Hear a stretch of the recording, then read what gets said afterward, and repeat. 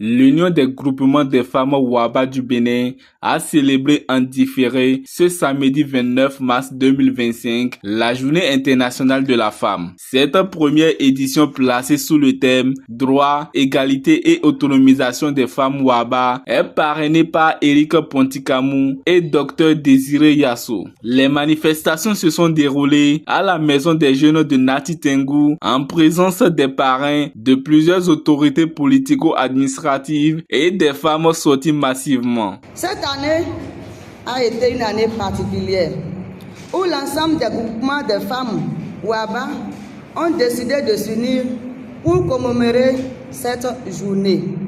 Ensemble, nous battons pour la promotion de nos valeurs culturelles et artistiques en vue de porter haut notre communauté.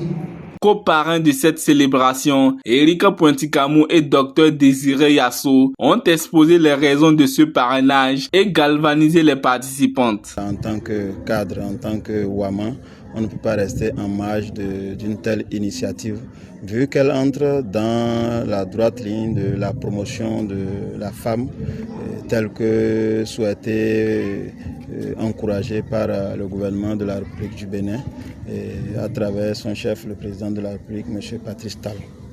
Donc nous avons accepté, l'honorable maire, M. Eric Pontikamou et moi, de coparrainer cette édition parce que nous sommes attachés au bien-être de la femme, à l'épanouissement de la femme en général, mais également à l'épanouissement de la femme Wao ou Wama en particulier. Le message, je l'ai dit dans mon mot, c'est d'abord une exhorte à la cohésion. Il faut qu'elles soient unies, parce que dans le désordre, on ne peut rien faire. Lorsqu'elles sont unies, lorsqu'elles sont déterminées, elles sont capables de beaucoup de choses.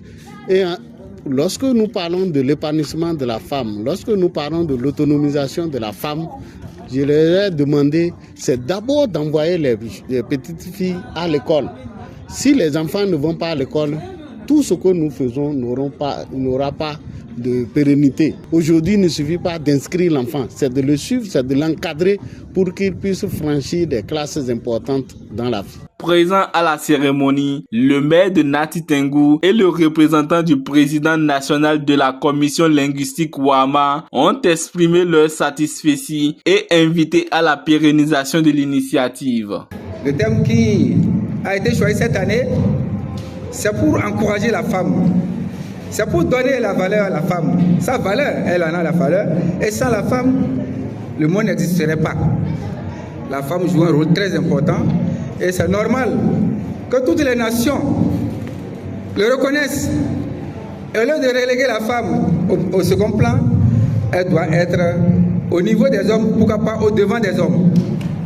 Au nom du président de la commission, qui me charge de dire aux femmes d'aller plus loin. Ici, c'est le premier essai. Il souhaiterait qu'il y ait d'autres événements pour révéler le waouh. Et révéler le waouh, c'est à travers des manifestations de ce genre. C'est à travers les veillées de chant, de contes, de danse.